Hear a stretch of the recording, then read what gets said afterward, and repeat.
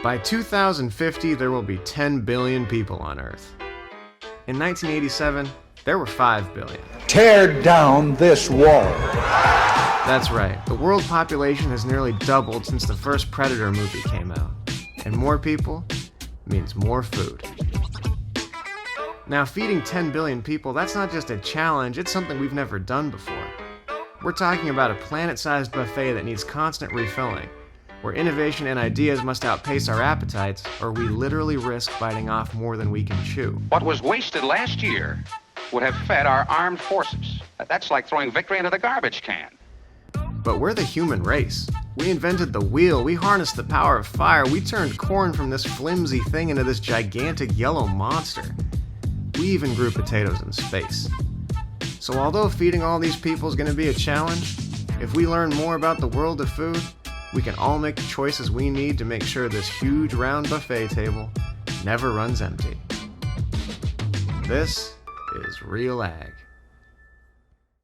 Production of Real Ag is made possible in part by an underwriting grant from Kansas Farmers Union, working to protect and enhance the economic interests and quality of life for family farmers, ranchers, and our rural communities. Learn more about our mission of education, cooperation, and legislative advocacy at kansasfarmersunion.org.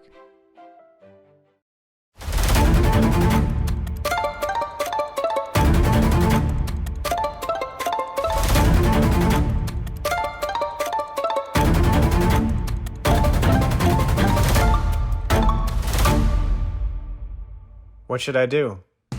Should I start with the history of potatoes? Talk about the Inca Empire? I mean, they thought potatoes were magical, right? Is that the hook? Should I just focus on the potato famine? Yeah, because what lightens the mood like a famine? Or should I just talk about fries? I could do a whole episode just on fries. McDonald's fries, Wendy's fries. What about the rise of curly fries? Is that too niche?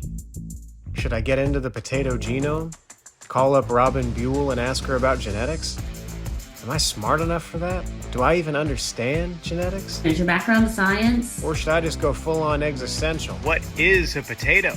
Should I ask people on the street, walk up to them and say, "Sir, what does a potato mean to you? Hey, ma'am, how has potatoes changed your life?" I could talk about potato plastics. That's like the future of the world, maybe. Or do I keep it old school?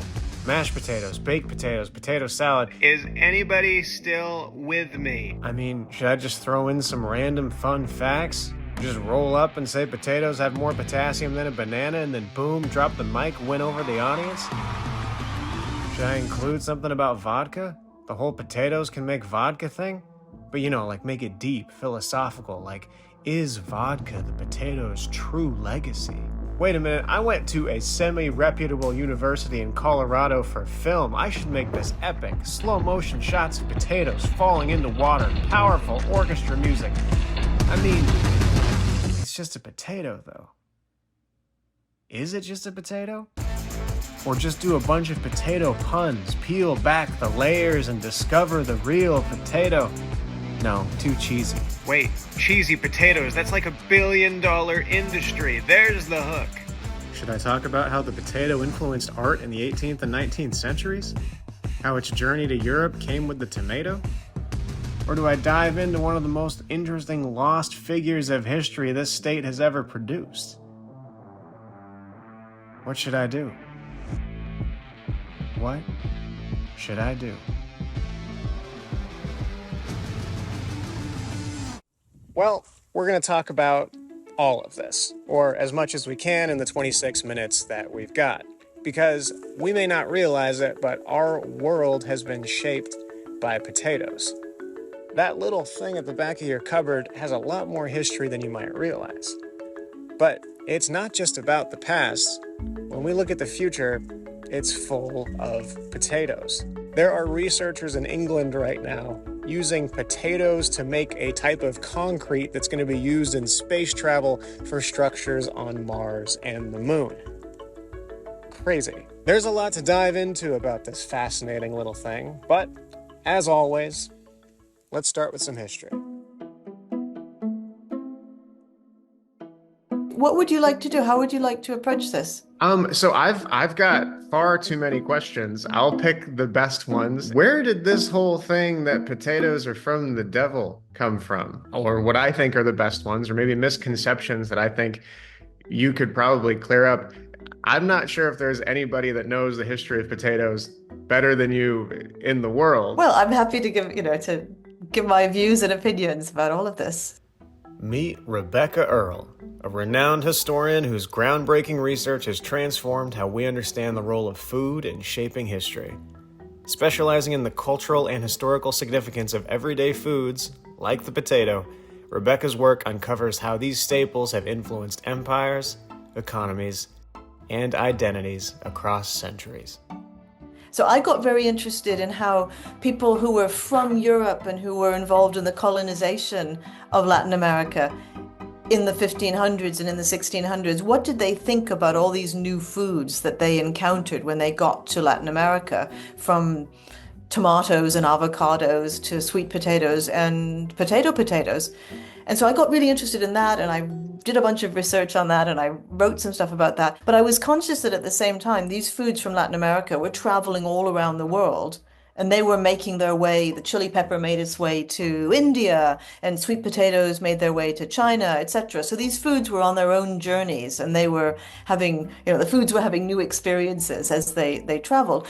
And there was a story about the potatoes' travel to Europe that I found completely bizarre, that people still were believing it was true, and which was basically a story saying potatoes arrived in Europe in the 1500s and the 1600s, and they were strange and unfamiliar, and Europeans, because they're basically very conservative, and most conservative of all are European peasants who don't want to do anything that hasn't been done that way since the beginning of time.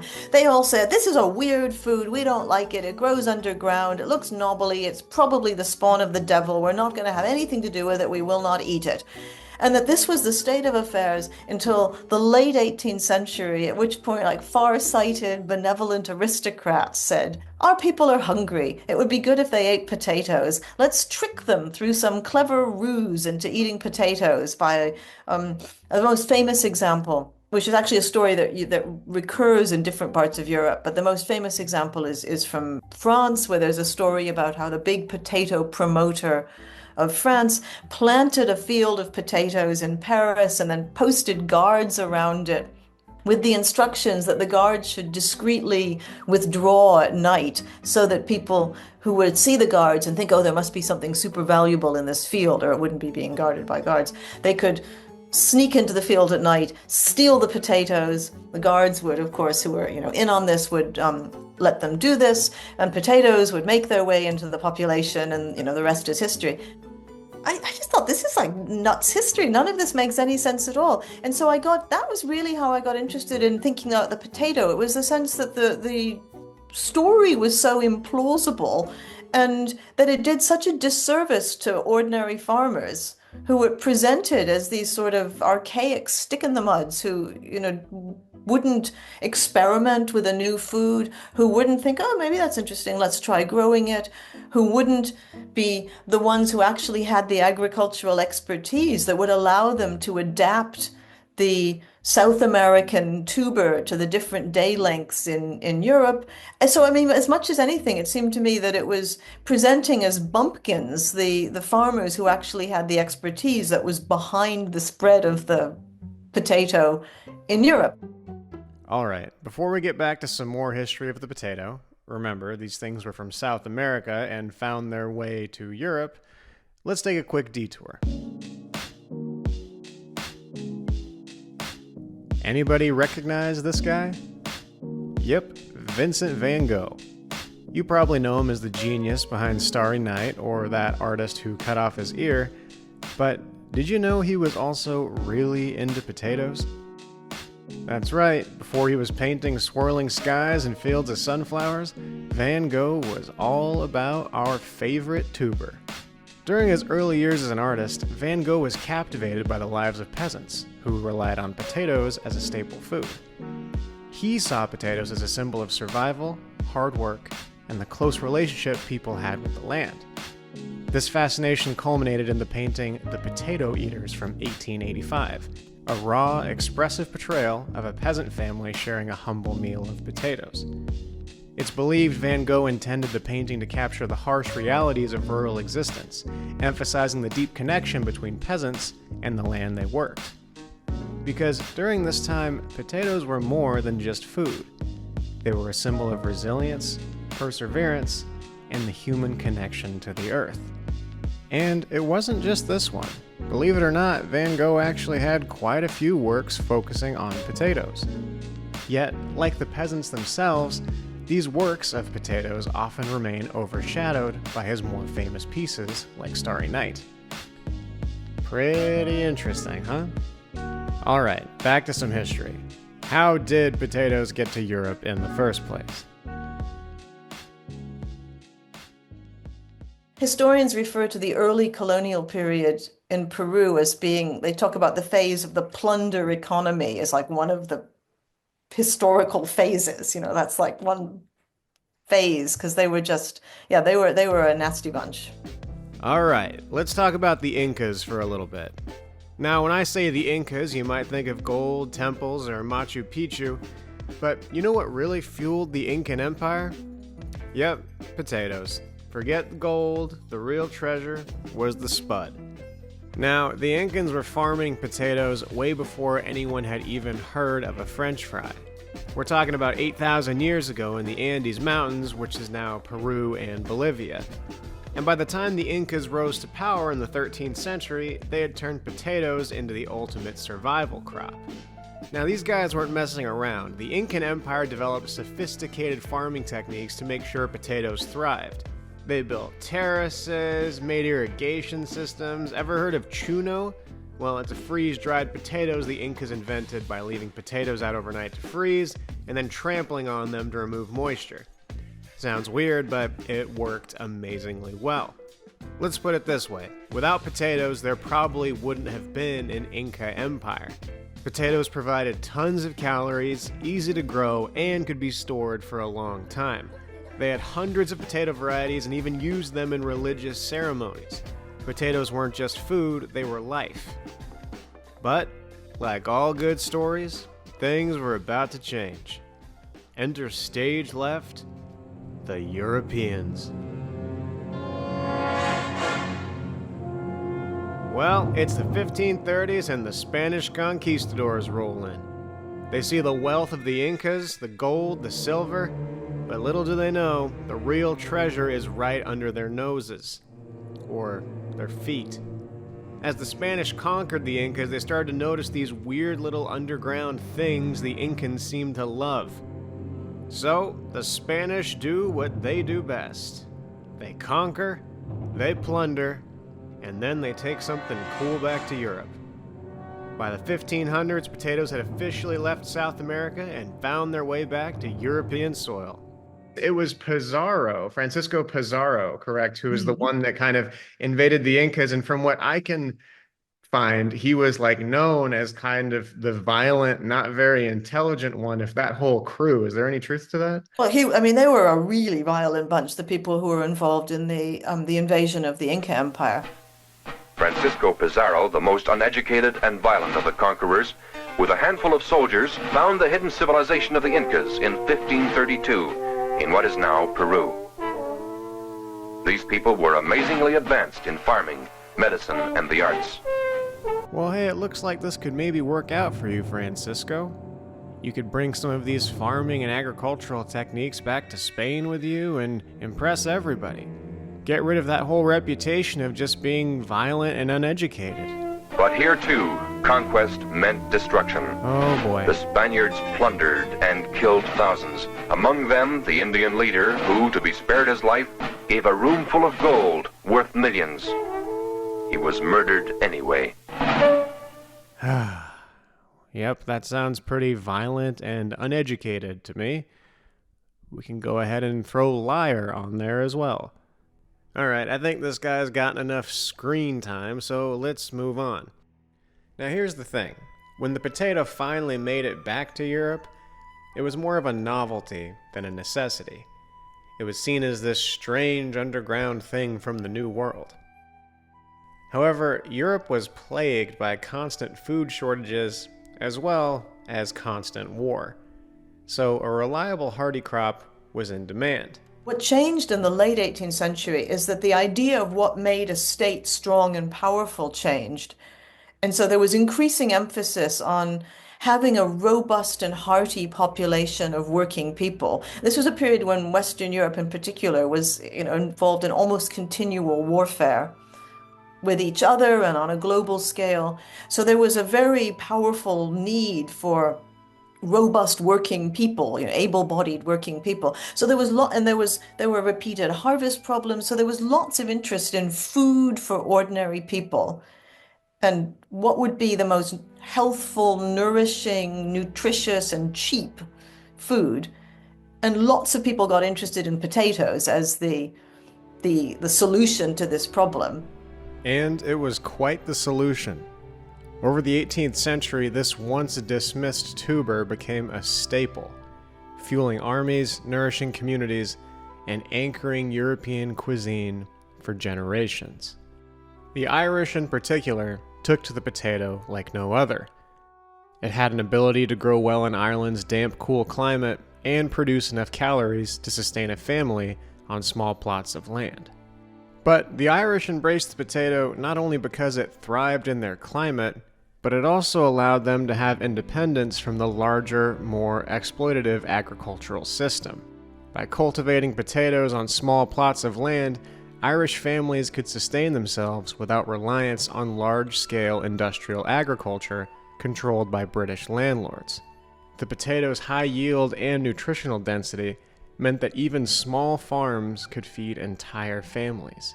To put it simply, this independence sparked a defiance in Irish farmers, who were able to craft a life outside the grip of industrial agriculture and exploitive British landlords. And they didn't just get by, they thrived. Proudly self-reliant and untethered to anyone's demands but their own. Until tragedy struck. Now, we could easily spend 4 hours diving into the countless nuances of the Irish potato famine, the economic policies, the British response, the social upheaval, but in a nutshell, it was a tragic disaster. You see, the Irish had become heavily reliant on the potato as their main food source. And when a blight struck, a blight is a plant disease caused by a fungus-like organism, it wiped out their primary food source, the potato. Combined with the political neglect and mismanagement, this led to mass starvation, the death of over 1 million people, and forced another million to emigrate, forever changing Ireland's landscape and its people. But there's something that isn't really commonly known about the after effects of the potato famine. Something I learned from your work specifically, which I think is so fascinating, is that even though the Irish potato famine was broadly viewed as this massive tragedy, there were elite that saw it as a good thing, because now these people who were living outside of this industrial agriculture system now had to become a part of it. Could you talk about that a little bit? Yeah, you said that exactly so. The potato famine, which hit Ireland, had suffered from multiple potato blights. The one that hit in the late 1840s wasn't the first one, but it was without doubt the most devastating and resulted in the death of probably 1 million people out of a population of about 8 million, and another million or so emigrated. So it was a watershed in Irish history, and it was absolutely a tragedy. But as you said, there were some people looking from the perspective of London who said, well, no cloud without a silver lining. All these people living off potatoes are going to have to find another way to live now, and that way will be a better and more modern way, because instead of living off their own potatoes, instead of being self-sufficient and growing their own potatoes and staying outside of the market economy, they will be forced into the market economy. They'll be forced to work for wages rather than being self-sufficient. and they'll won't grow their own food. They'll work for somebody else. They'll get paid. They'll use that money to buy their food. They'll be dragged into modernity. And that will be good for everybody. It will be good for the economy. It will be good for Ireland. And it will get rid of this backward and archaic class of people who are living self-sufficiently off potatoes. So they won't be able to do that anymore. So good.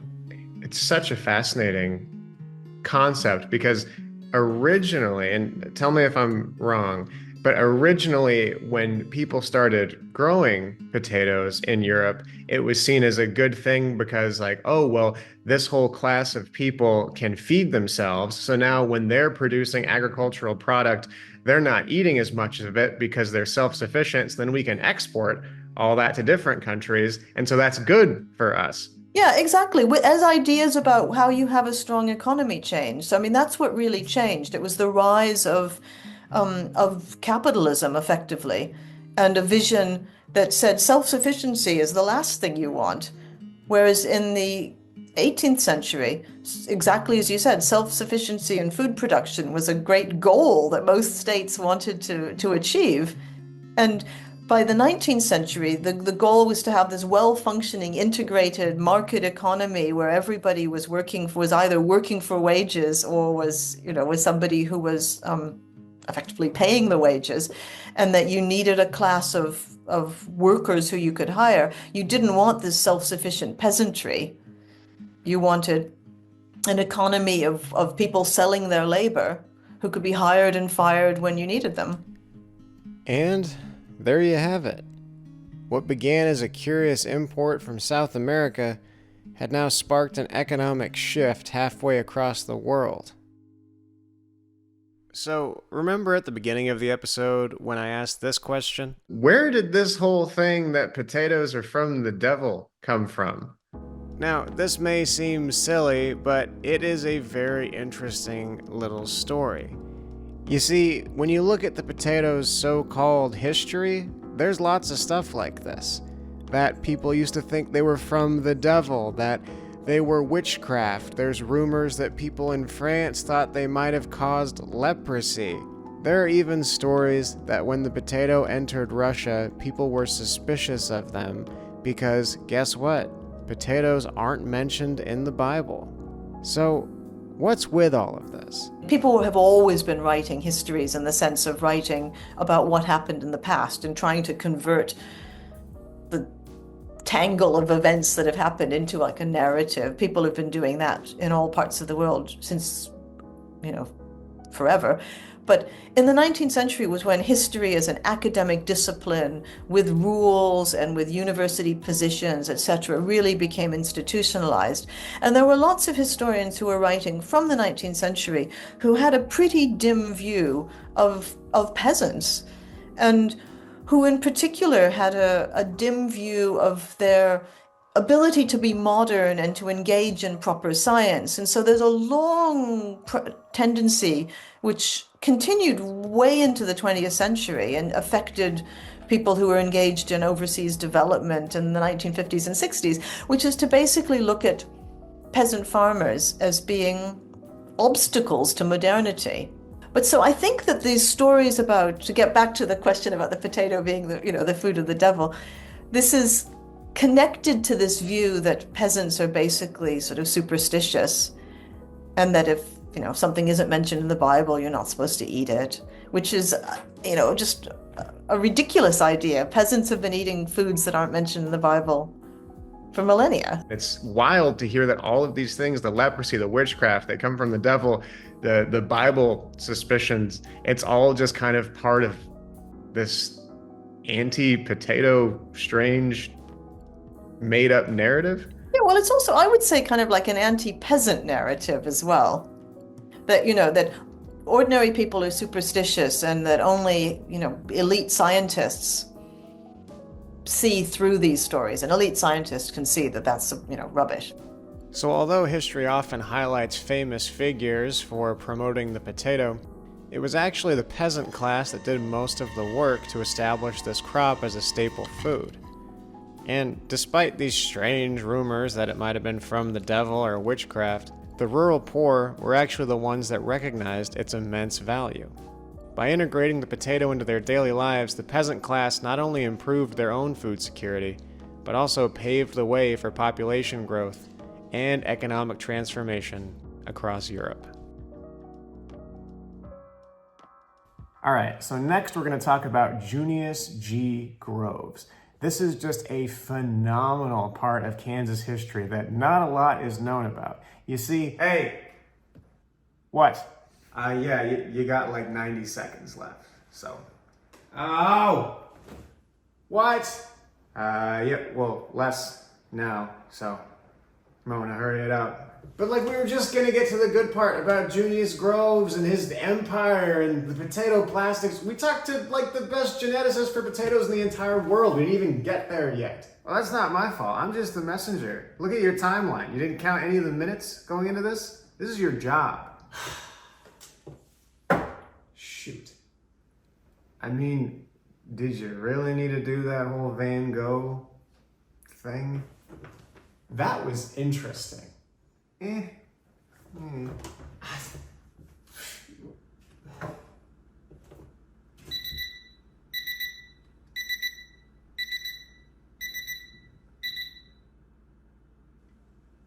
Well, I guess we're just gonna do part 2.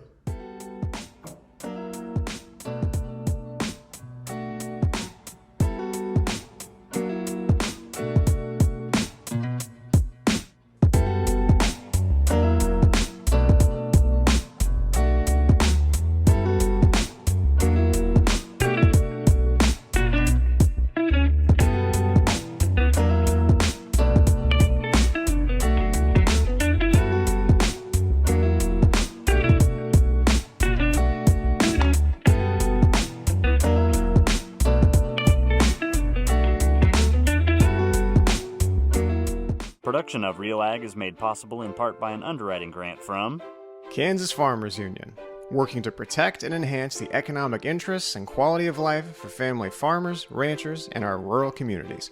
Learn more about our mission of education, cooperation, and legislative advocacy at kansasfarmersunion.org.